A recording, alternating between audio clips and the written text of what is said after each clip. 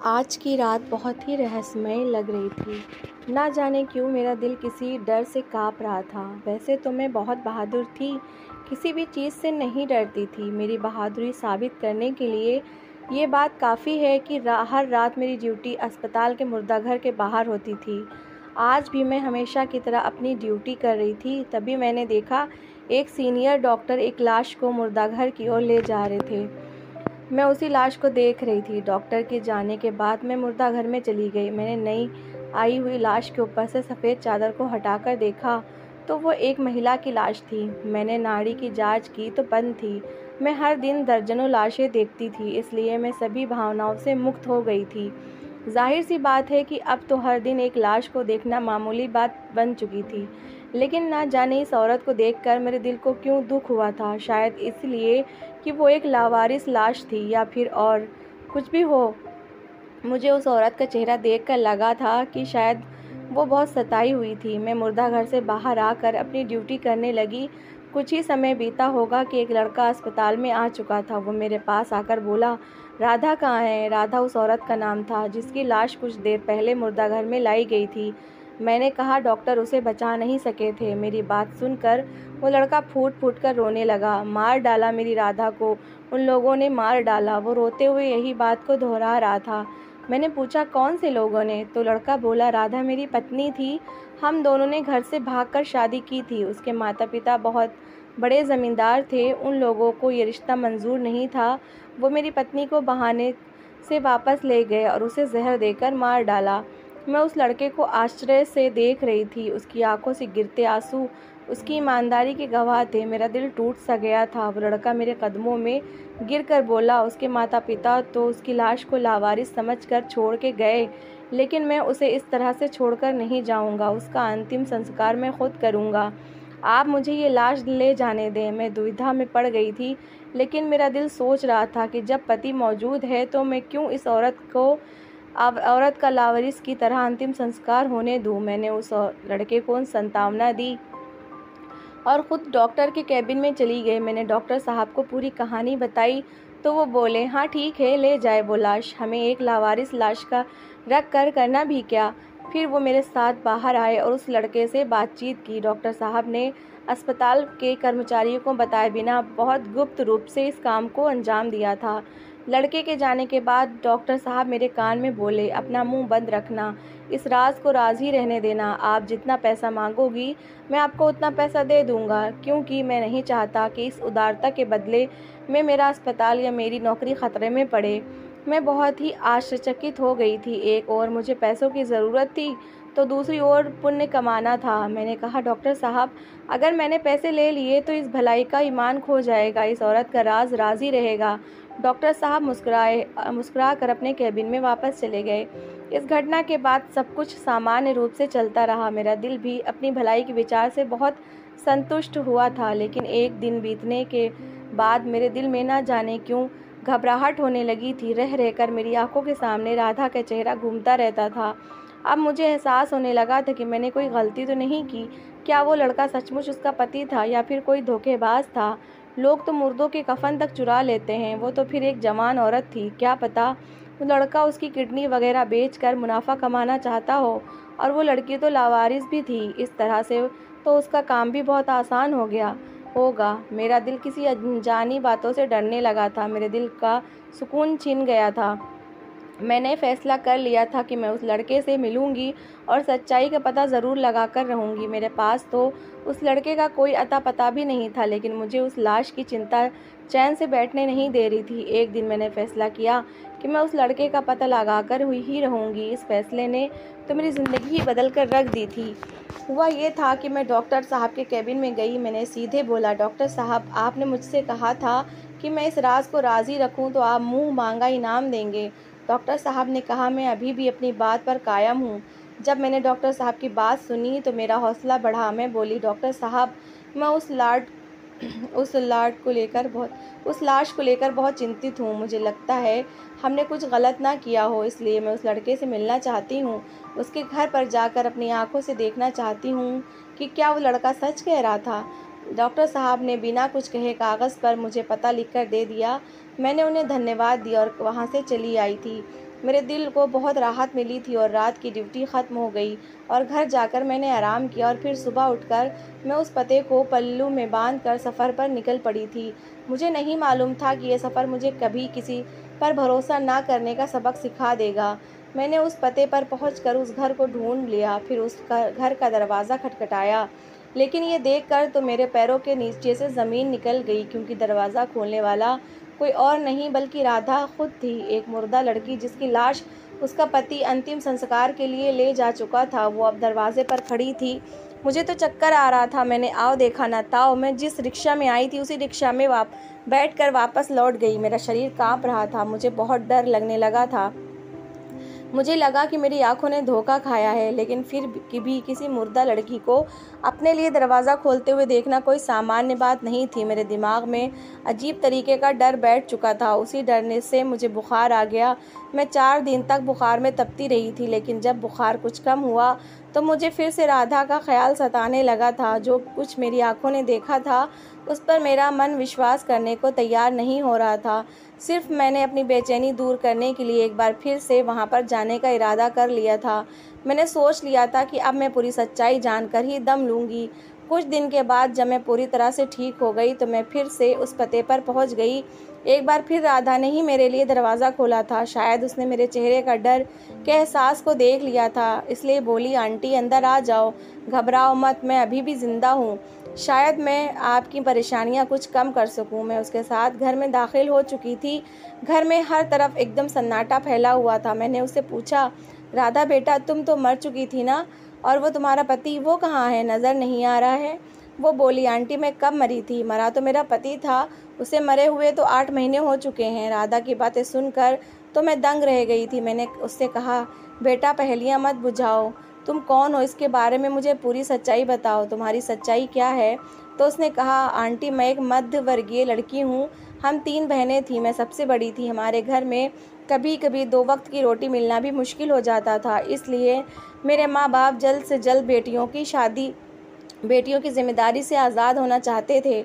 मेरा रिश्ता बचपन में ही मेरे पिताजी के दोस्त का लड़का सोहन से तय हुआ था, जिसकी वजह से हम दोनों को बेइंतहा मोहब्बत हो गई थी। 1 महीने बाद हमारी शादी होने वाली थी। हम दोनों ही ये दिन गिन गिन कर काट रहे थे, लेकिन शायद किस्मत को कुछ और ही मंजूर था। मैं अपनी माँ के साथ एक करीबी रिश्तेदार की शादी में गई थी, जहाँ मुझे एक बड़े ज़मींदार के बेटे ने पसंद कर लिया था। 1 ही हफ्ते बाद मेरा रिश्ता आ गया था। मैंने साफ मना कर दिया, लेकिन इतने बड़े ज़मींदार का हम जैसे गरीब के घर आना कोई मामूली बात तो नहीं थी ना।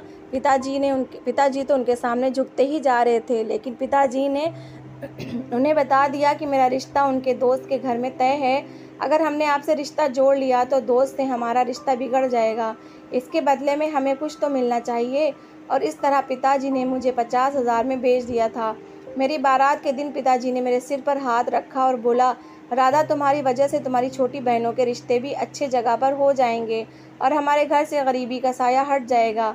मैं कुछ न बोली थी और इस तरह से मैं शादी करके ज़मींदार के घर आ गई थी और अपने रिश्तों से हमेशा हमेशा के लिए अलग हो गई थी, क्योंकि उन्होंने पिताजी को 50,000 देते हुए शर्त रखी थी कि आज के बाद ना आप राधा से मिलने हमारे घर आएंगे और ना ही राधा कभी आपके घर आएगी। इतनी बात बताकर राधा फूट फूट कर रोने लगी थी। मैंने उसे दिलासा दे देकर चुप कराया।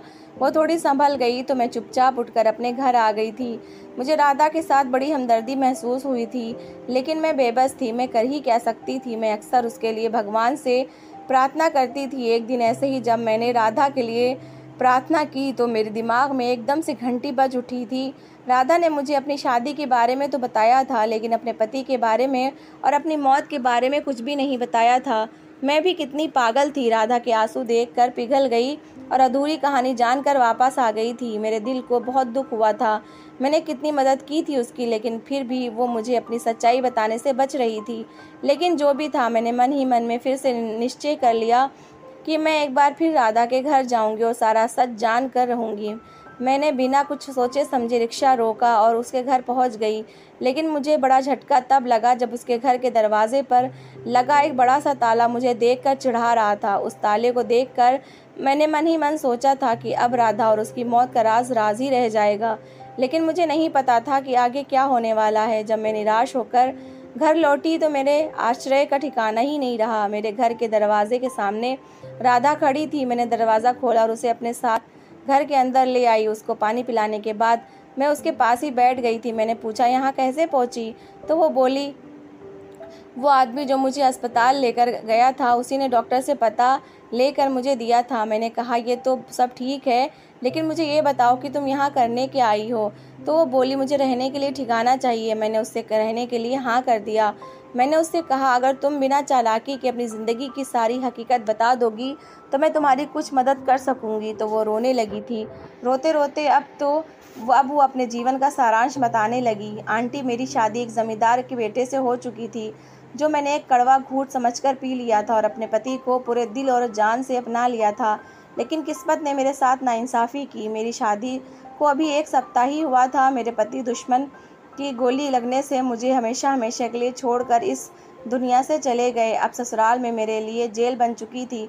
हर कोई मुझे मनहूस कहता था। लोग कहते थे कि मैंने ज़मींदार के बेटे को खा लिया है। मेरी सास मुझ पर जुल्म करने लगी थी। मेरे साथ एक घरेलू नौकरानी से भी बदतर सलूक किया जाने लगा था। 1 महीने बाद जब मेरे माता पिता मुझे लेने आए तो ज़मींदार साहब ने उनका अपमान करके उन्हें घर से बाहर निकाल दिया था। वो बोले, तुम लोग तो अपनी बेटी को 50,000 में बेच चुके हो, अब यहाँ क्या करने आए हो? मेरे माता पिता निराश होकर लौट गए थे। मैं इस जेल में मेरी ज़िंदगी दिन ब दिन कठिन होती जा रही थी। इन्हीं दिनों मेरी सास को दिल का दौरा पड़ गया, लेकिन उनकी जान बच गई। वो हॉस्पिटल में भर्ती थीं। उन्होंने विनती की कि राधा की उनकी सेवा करें, लेकिन इसलिए मैं ड्राइवर के साथ अस्पताल से घर और घर से अस्पताल आती जाती रहती। एक दिन ड्राइवर बोला कि वो मुझे पसंद करने लगा है।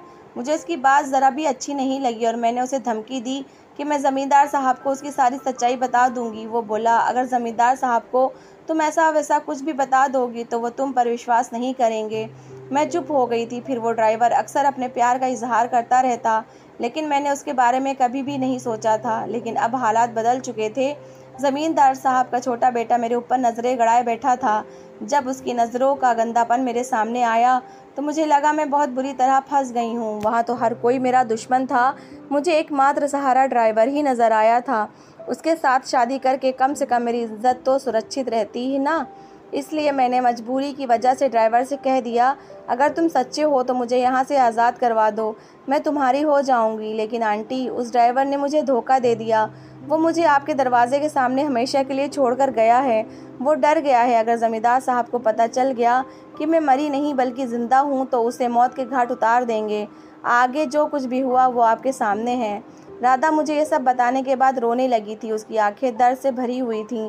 वो बस मुझे ये सब बताना चाहती थी, लेकिन उसकी मौत का राज अब भी राज ही बना हुआ था। मगर उस समय मैंने उस बात को और कुरेदना उचित नहीं समझा। मैंने खुले दिल से उसे अपने घर में आश्रय दे दिया था। वो मेरी बेटी बन गई थी। मैं खुद भी अकेले ही रहती थी, इसलिए मुझे घर के काम खुद ही करने पड़ते थे। लेकिन अब जब से राधा आई थी, उसने पूरा घर संभाल रखा था। वो बहुत अच्छी थी, लेकिन ज़रा गुमसुम सी रहती थी। जब वो काम कर रही होती थी और मैं उसके पास जाती तो अचानक हड़बड़ा जाती थी। वो अक्सर कहती, मुझे लगा कि शायद ज़मींदारनी है। उसके हाथों पर ज़मींदारनी के लिए अत्याचारों के निशान थे। बाजू नीली पड़ी हुई थी और दिल चकनाचूर हो गया था। वो काम करते करते रोती रहती थी और डरती भी रहती थी। अभी तक राधा को ये नहीं पता था कि मैं चोरी छुपे किसी के संपर्क में हूँ। यदि उसे मालूम हो जाता तो डर के मारे ही मर जाती। मैंने उस आदमी को बता दिया था कि राधा जिंदा है। मुझे नहीं पता था कि मैंने गलत किया था या सही। उसकी मौत के ड्रामे में उसका साथ देना मुझे उचित नहीं लगा था। एक दिन मैंने राधा से कहा, तुम तैयार रहना, आज कोई तुमसे मिलने के लिए आने वाला है। वो घबरा गई थी। वो मेरे कदमों में गिरकर फूट फूट कर रोने लगी। जब वो बोली तो उसकी बातों में पूरी दुनिया का दर्द समा गया। आंटी, भगवान के लिए मुझे किसी के हवाले मत करना। मैं आपकी नौकरानी बनकर रहूँगी। मैं जीवन भर तुम्हारी सेवा करूँगी, लेकिन मुझे ज़मींदारों से बचा लो। मेरे साथ मेरे बाप ने भी बुरा किया था और मेरे साथ ज़मींदारों ने भी बुरा किया। ड्राइवर ने तो मुझे कहीं मुंह दिखाने के लायक भी नहीं छोड़ा। अब आप कहीं मुझे मौत के हवाले मत कर दीजिएगा। बहुत लाचार हूँ मैं। मेरे साथ अपनों ने ही वफ़ा नहीं की थी। यदि आपने भी मुझे ज़मींदारों के हवाले कर दिया तो वो मुझे भूखे कुत्तों के सामने फिकवा देंगे। राधा ज़ोर ज़ोर से रो रही थी। तभी दरवाजे पर दस्तक हुई। राधा छोटे से बच्चे की तरह मुझसे लिपट गई थी। मैंने उसे तसल्ली दी और दरवाज़ा खोल दिया। सामने खड़े लड़के को देखकर राधा ने मुझे गले से लगा लिया और फूट फूट कर रोने लगी। सामने सोहन खड़ा था, राधा के बचपन का मंगेतर। सोहन की भी आंखें आंसुओं से भरी हुई थीं और रोते हुए बोला, मैंने तुमसे बहुत प्यार किया था राधा, तभी तो आज भगवान ने मुझे तुमसे मिला दिया है। जब तुम्हारे पिताजी ने तुम्हें मुझसे छीन कर किसी और को सौंप दिया था, तब भी तुम मेरे दिल में थी। फिर जब तुम्हारी मौत की खबर आई तो दिल ने इस खबर को भी झूठा ठहराया था। मेरा दिल जब तक धड़कता रहेगा तब तक मुझे इस बात का यकीन रहेगा कि तुम जिंदा हो। राधा अभी भी रो रही थी। आज मैंने राधा से उसकी मौत की खबर के बारे में पूछा तो बोली, जमींदार की पत्नी मुझे अपने बेटे का गुनहगार समझती थी। वो मेरा जीना हराम कर देना चाहती थी। वो चाहती थी मैं हर पल पीड़ा में बिताऊं। इसलिए तो जब पिताजी मुझे लेने गए तो उन्होंने साफ साफ मना कर दिया था। ड्राइवर जो कि मुझसे शादी करना चाहता था, इसलिए उसने एक प्लान बनाया। उसी प्लान के तहत उसने मुझे नींद की गोलियां दे दी। जब मैं बेहोश हो गई तो उसने घर में शोर मचाया कि राधा मैम साहब ने खुदकुशी कर ली है। पूरी हवेली हिलकर रह गई थी। ज़मींदारनी किसी हाल में नहीं चाहती थी कि मैं मरूं, इसलिए उन्होंने मुझे अस्पताल भिजवा दिया। ड्राइवर ने अपने एक दोस्त डॉक्टर से पहले ही बात कर ली थी, इसलिए उसने बड़े ज़मींदार साहब को बताया था कि राधा की मृत्यु हो गई है और यह खुदकुशी का मामला है, पुलिस केस होता है और आप जाने माने लोग हैं, आपको यहाँ से चले जाना चाहिए। इस लाश को हम लावारिस कह देंगे और ख़ुद ही इसका अंतिम संस्कार कर देंगे। ज़मींदार साहब ने उनकी बात मान ली और वो इस तरह मुझसे जान छुड़ाकर चले गए। आंटी, ड्राइवर ने आपसे झूठ बोला था। वो मेरा पति नहीं था और ना ही हमने घर से भागकर शादी कर ली थी। वो तो बस आपकी हमदर्दी चाहता था। डॉक्टर से तो उसने पहले ही बात की हुई थी।